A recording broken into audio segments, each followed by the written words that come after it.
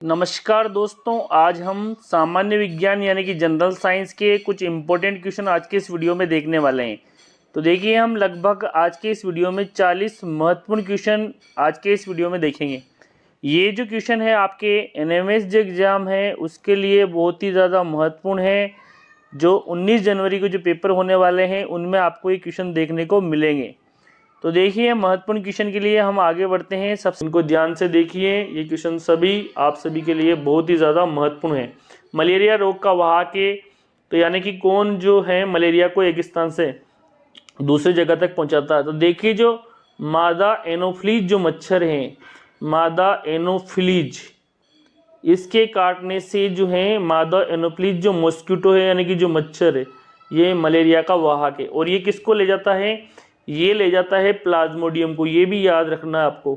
Plasmodium जो है, जो कि एक प्रकार का प्रोटोजोआ है, इसको ले जाता है। ये इसकी लार के अंदर होता है प्लाज्मोडियम।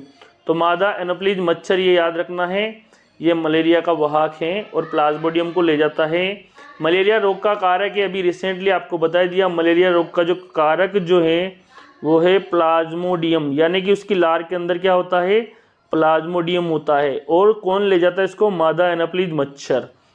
ओके, नेक्स्ट जो हमारा पाश्चरीकरण की खोज, इसकी खोज की थी लुई पाश्चर ने। तो ये भी याद रखना, लुई पाश्चर ने बताया था कि जो जीवाणु हैं उनको कैसे नष्ट किया जाता है, यानी कि 15 से 20 सेकंड के लिए उसको 60 से 70 डिग्री सेल्सियस पर गर्म किया जाता है दूध को। तो इसको पाश्चराइजेशन की प्रक्रिया भी कहते हैं और लुई पाश्चर ने इसकी खोज की थी, ये याद रखना है।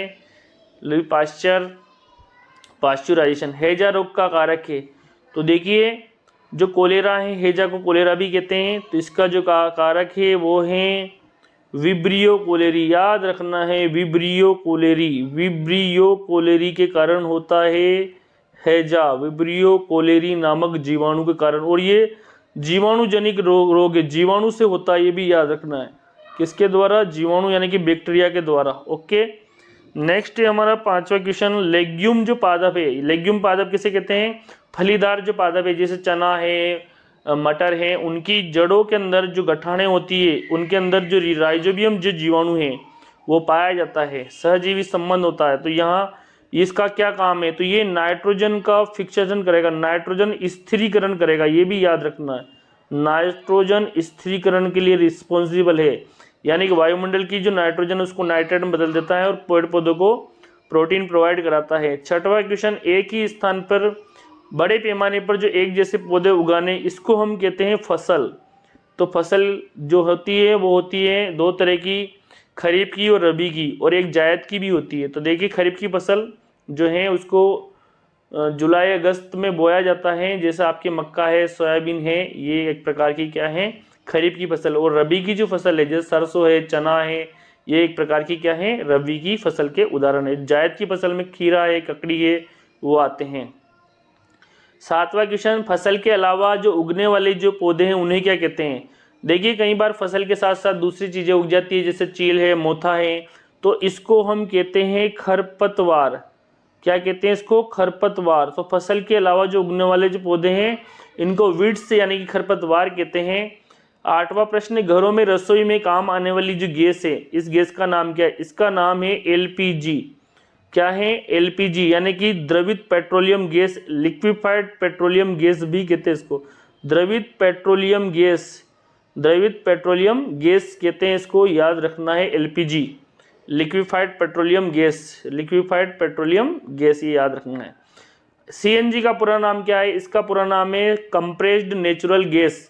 इसका पूरा नाम है कंप्रेस्ड नेचुरल गैस, संपीड़ित प्राकृतिक गैस। इसका पूरा नाम है संपीड़ित प्राकृतिक गैस, यानी कि compressed natural gas, compressed natural gas इसका पूरा नाम है, ये याद रखना है, कंप्रेस्ड नेचुरल गैस, संपीड़ित प्राकृतिक गैस कहते हैं इसको। 10वां क्वेश्चन है हमारा। विलुप्त या जो संकटापन्न जो प्रजातियां, उनका लेखा जोखा, तो इसका लेखा जोखा रखा जाता है रेड डाटा पुस्तक में। रेड डाटा पुस्तक में इनका लेखा जोखा रखा जाता है, red data book. Okay, next question है। लाल आंकड़ा पुस्तक भी कहते हैं। एड्स रोग किस विषाणु के कारण होता है? उस विषाणु का नाम बताना है। तो ये होता है HIV के कारण। HIV जो है उसका पूरा नाम है ह्यूमन इम्यूनो डेफिशिएंसी वायरस। ये याद रखना आपको, human immuno deficiency virus, human immuno deficiency और पीछे हम लिखेंगे वायरस। तो ये इसके कारण होता है एड्स। तो यानी एड्स रोग का जो वाहक है वो है HIV। ओके, नेक्स्ट क्वेश्चन है कैलोरीफिक जो वैल्यू है इसकी यूनिट क्या है? तो किलो जूल पर किलोग्राम, ये कैलोरीफिक वैल्यू की इकाई है। ओके, यानी कि 1 किलोग्राम जो ईंधन के दहन पर जो विमुक्त होने वाली जो ऊर्जा है उसकी जो अमाउंट है वह कहलाती है कैलोरीफिक वैल्यू। नेक्स्ट जो क्वेश्चन है 13वां क्वेश्चन, विश्व ताप वृद्धि के लिए सर्वाधिक उत्तरदायी गैस है, यानी कि जो ग्लोबल वार्मिंग के लिए सबसे ज्यादा उत्तरदायी गैस है कार्बन डाइऑक्साइड। ये याद रखना, CO2 यानी कि कार्बन डाइऑक्साइड, ये सबसे ज्यादा रेस्पॉन्सिबल है कार्बन डाइऑक्साइड। इसी के कारण जो है विश्व का जो ताप बढ़ता जा रहा है और जो हमारे जीवाश्म ईंधन है कोयला पेट्रोल डीजल, इनके दहन से ये जो है निकलती है, विमुक्त होती है। 14वां प्रश्न, मानव श्रोता परास, हमारी जो श्रव्यता की जो रेंज होती है वो होती 20 हर्ट्ज से लेकर 20,000 हर्ट्ज तक की ध्वनि को हम सुन सकते हैं। यानी कि मानव जो है 20 हर्ट्ज से लेकर 20,000 हर्ट्ज, ये ध्वनि की जो फ्रिक्वेंसी की जो आवृत्ति, यानी कि जो आपको कई बार पूछा जाए जो है फ्रिक्वेंसी यानी कि जो आवृत्ति की जो इकाई है उसको हम मापते हैं हर्ट्ज से। अब देखिए 20 से नीचे वाली कहलाती है अवश्रवी और 20,000 से ऊपर वाली कहलाती है पराश्रवी, ये इसको ध्यान रखना है। 15वां प्रश्न है हमारा, कैरम बोर्ड पर पाउडर क्यों छिड़कते हैं? देखिए जो गोटियां होती है, घर्षण जो होता है उनके बीच में, घर्षण को कम करने के लिए, घर्षण को क्या करते हैं अपन, कम करने के लिए क्या करते हैं हम, घर्षण को कम करने के लिए हम क्या करते हैं, इनको जो है पाउडर छिड़का जाता है कैरम बोर्ड में खेलते समय, ताकि वो फिसलें और घर्षण कम से कम हो। और टायर जो है उनके खासदार क्यों बनाए जाते हैं, घर्षण को बढ़ाने के लिए, ये भी याद रखना है। 16वां प्रश्न, संपर्कित बल हैं। तो देखिए दो ऑब्जेक्ट के बीच में जब बल लगता है और जब दोनों एक दूसरे के संपर्क में होती है तो इसको संपर्कित बल कहते हैं। जैसे घर्षण जो बल है वो एक प्रकार का संपर्कित बल है। दूसरा जो है आपका पेशी बल, जैसे मसल्स के द्वारा बैलगाड़ी को खींचते हैं, तो ये भी एक प्रकार का क्या है, संपर्कित बल है। यानी कि कॉन्टेक्ट फोर्स कहते हैं इनको, क्या कहते हैं इनको, कॉन्टेक्ट फोर्स। तो जो कॉन्टेक्ट फोर्स यानी कि जब ऑब्जेक्ट एक दूसरे के कॉन्टेक्ट में होती है तो इसको संपर्क बल कहते हैं, घर्षण बल और पेशी बल। 17वां, असंपर्कित बल, जब वस्तुएं एक दूसरे के कांटेक्ट में नहीं होती फिर भी ये बल लगता है, जैसे गुरुत्वाकर्षण बल। गुरुत्वाकर्षण बल आप सबको पता है, ग्रेविटी जो है अर्थ खींचती है प्रत्येक ऑब्जेक्ट को, गुरुत्वाकर्षण बल है। दूसरा है दो चार्ज के बीच में जो आवेश, जैसे धन और ऋण आवेश, यानी कि इसको बोलते हैं स्थिर वैद्युतिकी बल। स्थिर वैद्युत बल जो है ये एक प्रकार के क्या हैं, ये असंपर्कित बल के उदाहरण हैं। यानी कि अगर कोई वस्तु जैसे ग्रेविटी है, स्थिर वैद्युतिकी बल है, ये जो बल हैं एक प्रकार के असंपर्क, यानी कोई वस्तु एक दूसरे के कांटेक्ट में भी नहीं है फिर भी उनके बीच में ये जो फोर्स है ये लगता है, इस प्रकार का फोर्स लगता है, गुरुत्वाकर्षण बल और स्थिर वैद्युतिकी बल। नेक्स्ट जो है हमारा 18वां प्रश्न है, मेंढक में निषेचन। देखिए मेंढक जो है उसके अंदर बाह्य निषेचन होता है। बाह्य निषेचन यानी कि जो नर मेंढक जो है वो अपने जो शुक्राणु है पानी में बाहर छोड़ते हैं और जो मादा मेंढक है वो भी अपने अंडाणु बाहर छोड़ते हैं। यानी कि जो अंडाणु और शुक्राणु दोनों का जो समेकन होता है वो बाहर होता है। कहाँ होता है, बाहर, यानी कि मादा के शरीर के बाहर। अंडाणु और जो शुक्राणु इन दोनों का जब मिलन होता है, यानी कि जो इन दोनों का जो फर्टिलाइजेशन होता है, यानी कि अंडाणु और शुक्राणु दोनों का जो प्रोसेस होती है मिलने की, ठीक है, वो शरीर के बाहर होती है, मादा जो मेंढक है उसके बाहर होती है। तो इन अंडाणु और शुक्राणु का जो समेकन होता है तो इसको कहते हैं निषेचन, और निषेचन होता है मादा की बॉडी के बाहर। ओके, 19वां प्रश्न, अंडाशय द्वारा उत्सर्जित हार्मोन। तो अंडाशय दो हार्मोन रिलीज करती है, एक तो है प्रोजेस्टेरोन और जो दूसरा जो है वो है एस्ट्रोजन, और ये द्वितीय गौण लैंगिक लक्षण के लिए जिम्मेदार है महिलाओं में, जैसे आवाज़ का पतला होना, स्तनों का विकास, मेंस्ट्रुअल साइकिल का आना, तो ये सभी जो है अंडाशय द्वारा रिलीज होने वाले हार्मोन्स रेस्पॉन्सिबल है। प्रोजेस्टेरोन और एस्ट्रोजन 2 हार्मोन रिलीज करता है। 20वां प्रश्न, नर युग्मक और मादा युग्मक का जो संयोजन है या सम्मेकन है, इसे क्या कहते हैं? तो इसे कहते हैं निषेचन। क्या कहते हैं? निषेचन यानी कि फर्टिलाइजेशन। और ये 2 तरह का होता है। अगर मादा के शरीर के अंदर ये नर युग्मक यानी कि शुक्राणु और अंडाणु का फ्यूजन होता है, उनका संलयन होता है, तो इसको कहते हैं आंतरिक निषेचन। इसको तब आंतरिक निषेचन कहते हैं। और ये जब अगर बाहर बॉडी के बाहर मिलते हैं, जैसे मेंढक है, तारा मछली है उनमें, तो ये इसको तब हम कहेंगे बाह्य निषेचन। तो आंतरिक निषेचन और बाह्य निषेचन दो प्रकार के निषेचन हो गए इस आधार पर। नेक्स्ट जो है हमारा, बच्चे के लिंग का निर्धारण के लिए कौन जिम्मेदार है?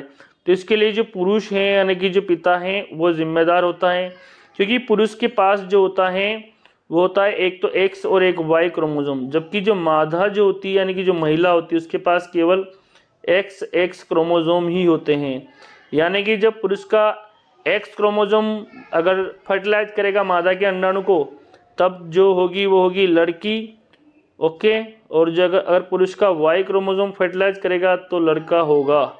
तो यानी कि जो पुरुष ही रेस्पॉन्सिबल है इसके लिए। और हमारा ध्वनि की सर्वाधिक चाल होगी, यानी कि ध्वनि की जो चाल है सबसे ज़्यादा किस में होगी?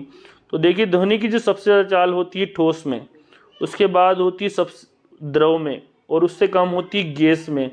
और निर्वात में ध्वनि गमन नहीं करती, ये भी याद रखना।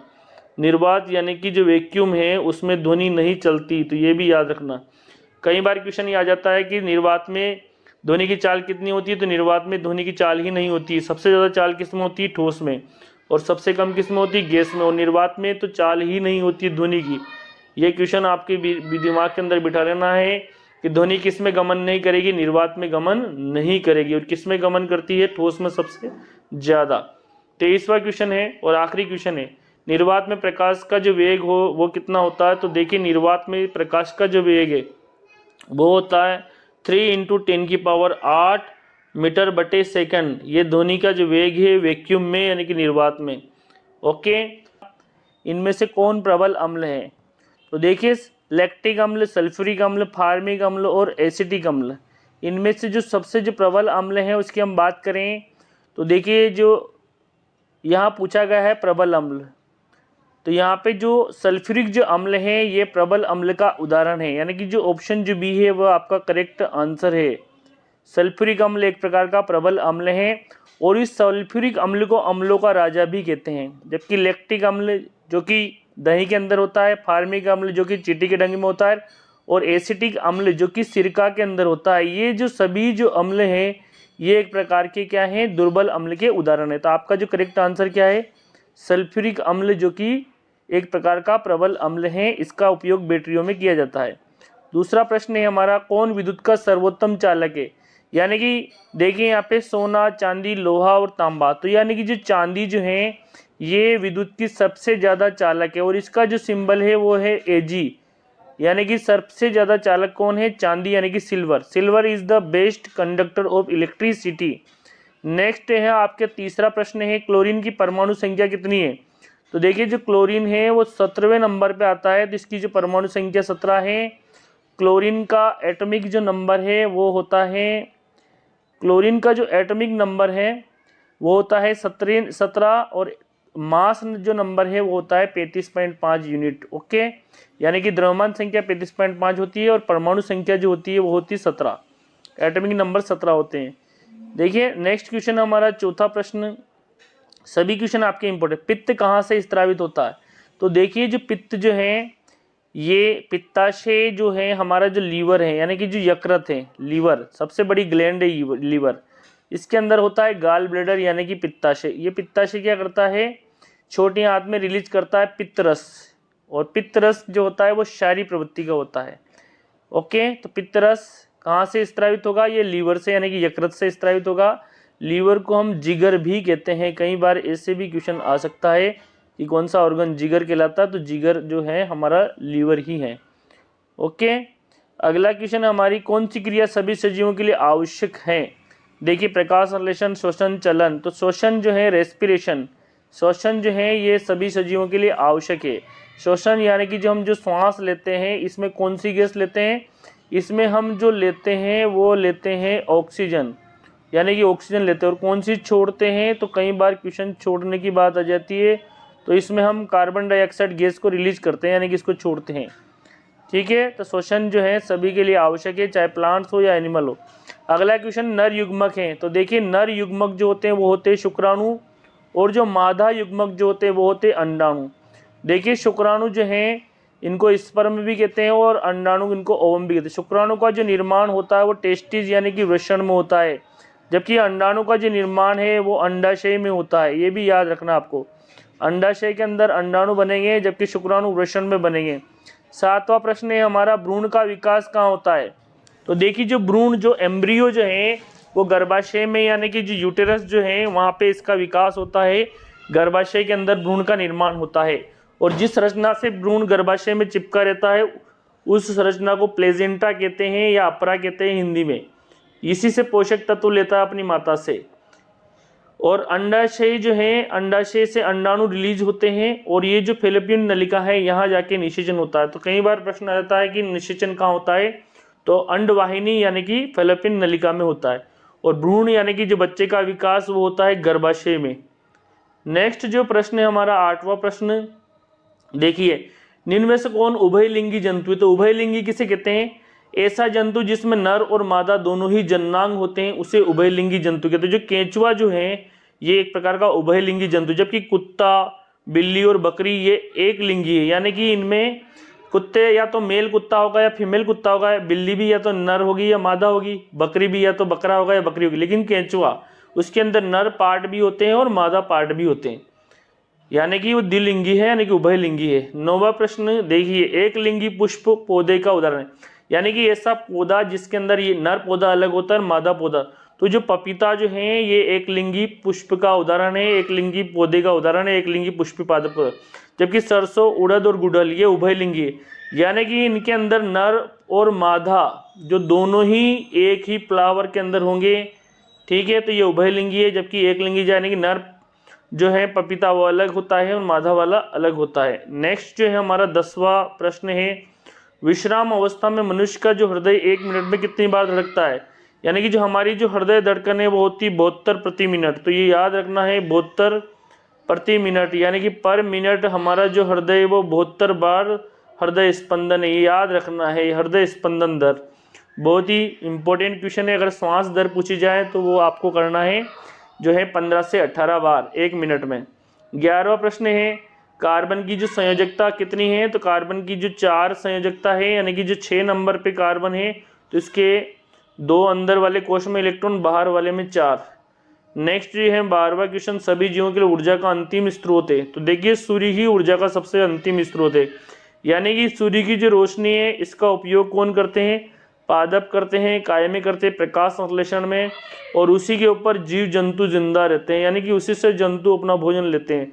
तो अंतिम स्रोत कौन हुआ, सूर्य ही हुआ सभी के लिए। सौर सेल बनाने में किसका उपयोग करते हैं। तो सौर सेल में सिलिकॉन का उपयोग किया जाता है। सिलिकॉन धातु जो है इसका उपयोग सोलर सेल में किया जाता है। नेक्स्ट जो है, पत्तियों में गैसों का आदान प्रदान कहाँ होता है। तो देखिए पत्ती के ऊपर इस तरह से छोटे छोटे छिद्र होते हैं, इन छिद्रों को कहते हैं रंध्र, और इन्हीं रंध्रों में गैसों का आदान प्रदान होता है।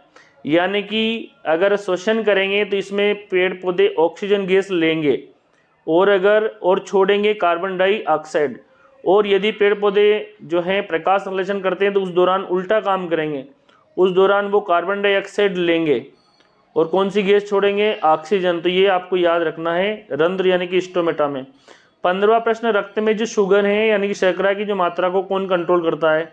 तो देखिए जो इंसुलिन जो है ये डायबिटीज होता है इंसुलिन की कमी से, और इंसुलिन को हमारी जो अग्नाशय ग्रंथि है पेनक्रियाज, हमारी बॉडी के अंदर ग्रंथियां होती है बहुत सारी, जैसे एड्रेनलिन ग्लैंड है, थायराइड ग्लैंड है, ये अलग अलग हार्मोन रिलीज करती है। तो जो अग्नाशय जो है ये इंसुलिन हार्मोन रिलीज करता है, और इसकी कमी से कौन सा रोग होता है, मधुमेह। इसको शुगर रोग भी कहते हैं या डायबिटीज रोग भी कहते हैं, ये भी याद रखना है। और ये जो बीटा कोशिका लैंगरहांस द्वीप ये इसको रिलीज करती है। नेक्स्ट जो है 16वां प्रश्न, स्टेनलेस स्टील में लोहा और कार्बन के अलावा तो देखिए लोहा प्लस निकल, क्रोमियम और कार्बन, जब इन सबको मिला दिया जाए तो निकल और क्रोमियम को जब मिलाते हैं तो स्टेनलेस स्टील बनता है। और स्टेनलेस स्टील आयरन, निकल, क्रोमियम प्लस कार्बन भी होता है इसके अंदर। 17वां प्रश्न, सबसे अधिक तन्य धातु यानी कि कौन सी धातु को सबसे ज़्यादा खींच सकते हैं।